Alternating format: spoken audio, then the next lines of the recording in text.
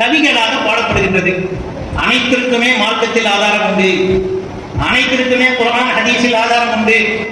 நாயகம் ஸல்லல்லாஹு அலைஹி வஸல்லம் அவர்கள் கவி படித்திருக்கின்றார்கள். போரிலே சஹாபாக்களுக்கு உற்சாகம் ஊட்டுவதற்காக கவிகளை படித்திருக்கின்றார்கள் பெருமானார் ஸல்லல்லாஹு அலைஹி வஸல்லம். பெருமானாரே கவி படித்திருக்கின்றார்கள் என்றால் தோழர்கள் படித்தால் சும்மா விடுவார்களா?